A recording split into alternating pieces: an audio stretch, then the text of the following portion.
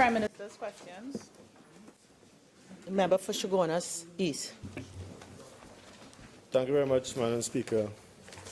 Could the Prime Minister state when the community of enterprise will benefit from the school improvement project, the SIP, as the one recently launched in the community of Laventille?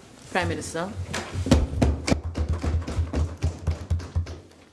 Madam Speaker, the school improvement project, which is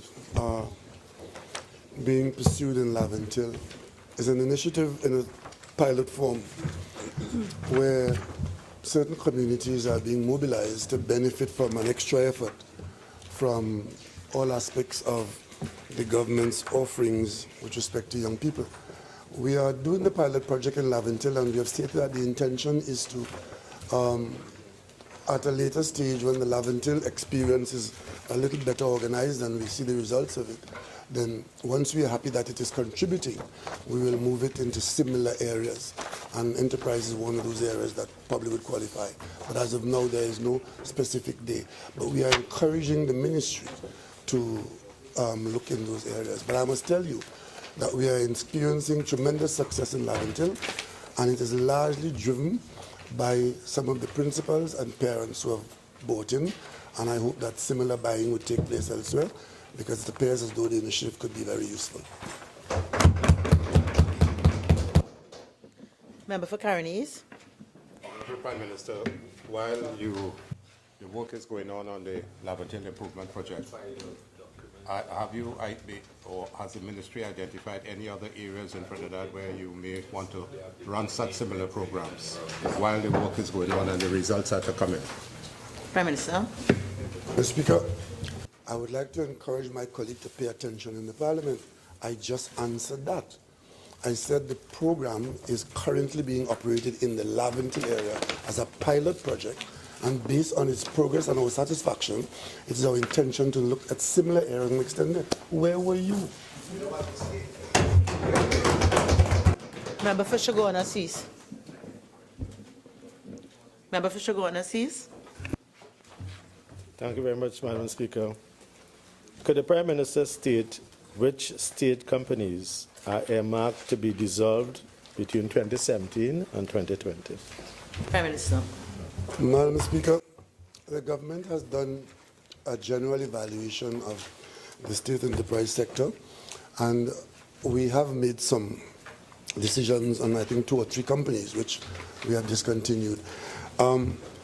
As of now, I couldn't tell you which companies will be dissolved between now and 2020.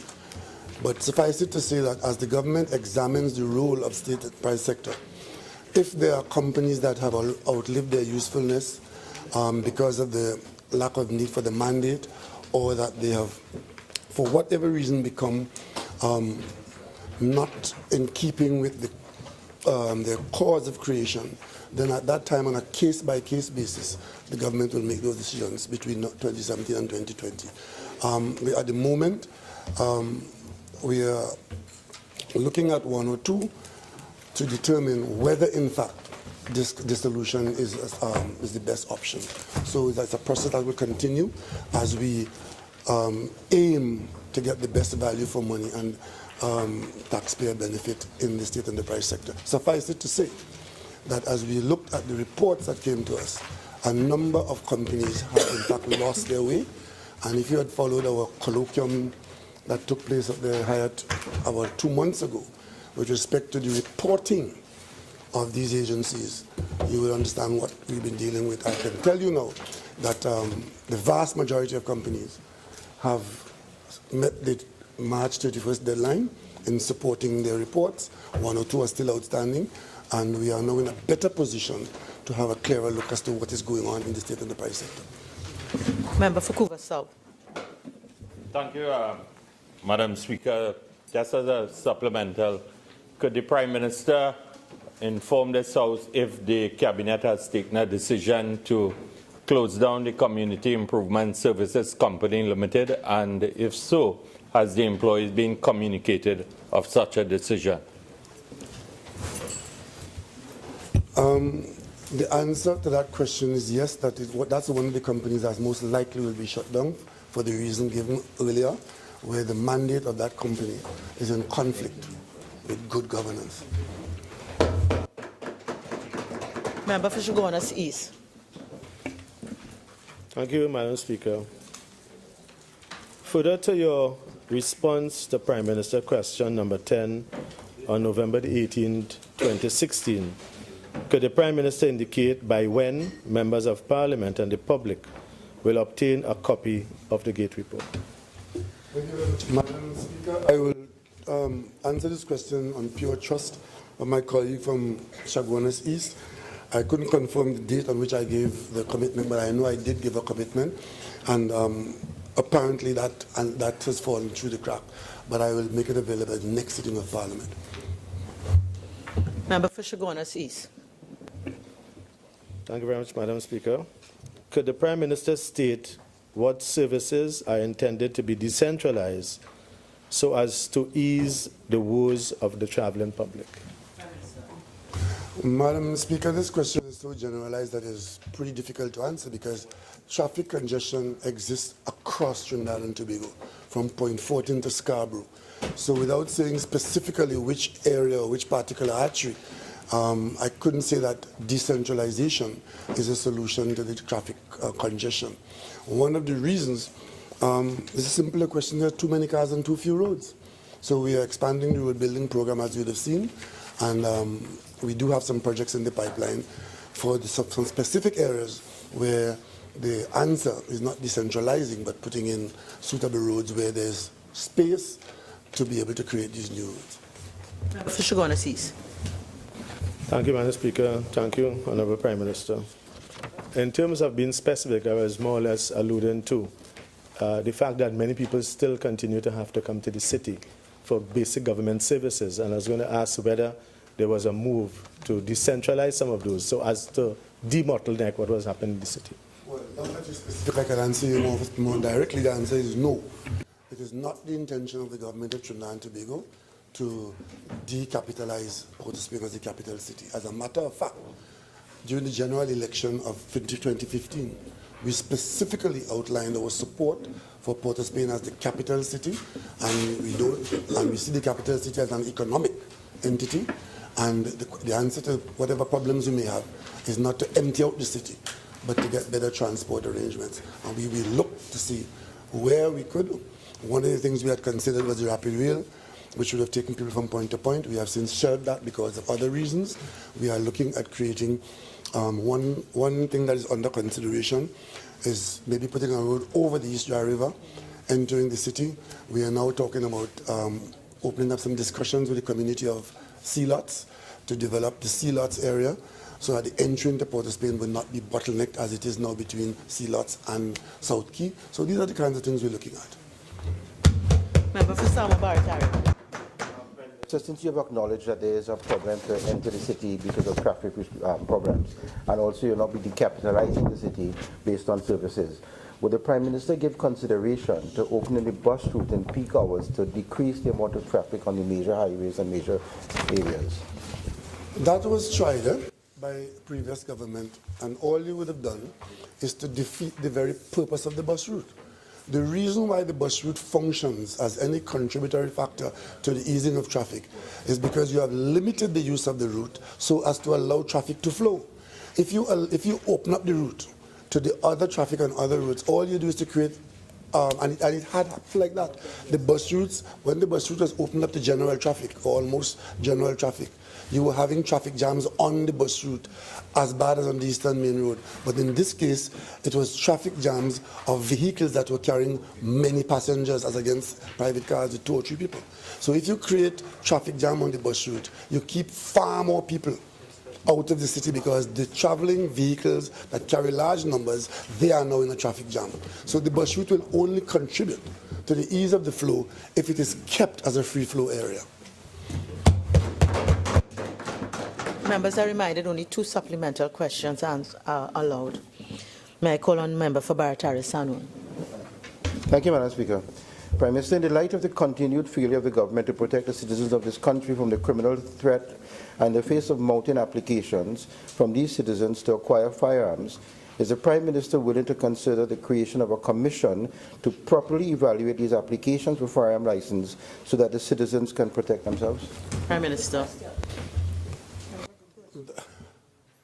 Madam Speaker, as the laws exist now, the authority for granting firearm licenses lies with the Commissioner of Police, and there is no intention at this time to change that. The Commissioner of Police, in managing the flow of firearms into the public, has certain policies being pursued, and just to ensure that those policies are not capricious or oppressive, there is an appeals tribunal in place so that the decision of the Commissioner of Police could be questioned. In this case, that tribunal was not functioning for quite some time. This government has made the tribunal function, and the system is in place, and we have the intention to change. For Barata, Mr. But I'd like to indicate that in order to go to the Firearm Appeals Board, one has to be denied first. There is no time limit set on the application and the granting by the Commissioner. Since the Commissioner, as you said, is the person involved to give the firearm license based on law, is it not possible to put the Commissioner on the Commission at the same time to look at these firearm license? I suspect, Madam Speaker, that further discussion can enlighten that, but I don't want to suggest that we're going to solve one problem by creating another. And for the moment, what the Commissioner is pursuing is a reduction in the number of firearms in Trinidad and Tobago. And I don't know that by creating a commission that you wouldn't have to have a process that in itself might have delays leading into that process. It's not a light switch that you flick on or off. What is happening is that the Commissioner is controlling the applications, determining who qualify for a firearm as against who does not qualify. And that is a system that I don't know that any other system would evade, because it will be a selection process. Member for Caroni East. Could the Honourable Prime Minister state the reasons for the discontinuation of payments since October 2016 to private sector partnership stakeholders of the early childhood education centres? Prime Minister. Madam Speaker, the Ministry of Education has not discontinued the payments for the public-private partnership project. There was a delay in payment to providers because of the untimely release of funds. As you know, across the board in Trinidad and Tobago, we are struggling to make payments on a timely basis because we have a significant reduction of revenues to the exchequer. So it is to be expected from time to time the synchronizing of payments and availability of funds will cause some delay. I can give you the assurance that the payments are aimed to be made before the end of this week. Member for Caroni East. Yeah, thank you, Madam Speaker. Could the Honourable Prime Minister state the policy of the government with respect to the future of the Universal Early Childhood Education Program? I think you gave part of the answer, but probably you might want to... Maybe I can give you the other part now. There is no change in the policy with respect to early childhood. As a matter of fact, the government supports 100% the idea of early childhood care and attention, and will continue to make it available as part of our education system and program.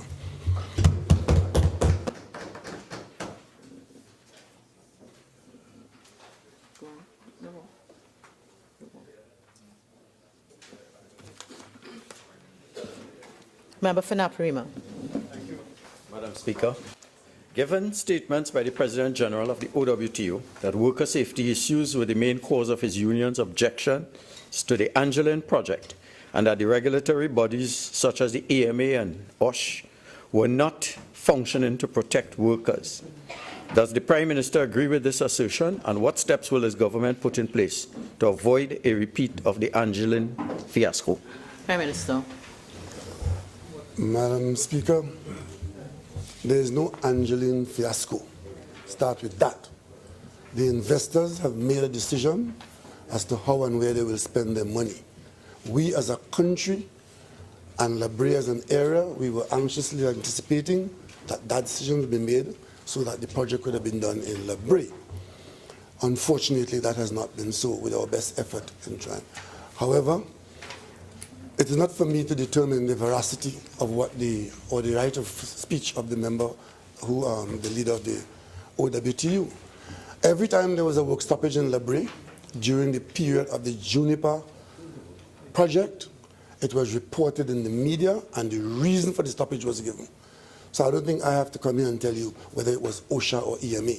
We all know what went on in Lebre and we all knew what the causes were. However, if any of those stoppages were caused by a state agency, OSHA, EMA, it is for the government to ensure that those services are made available to protect workers on the workplace. But interestingly enough, even as that statement is being made by the leader of the OWTU, I have not heard a single statement from the company that operated that contract to contradict that. And I find that very strange indeed.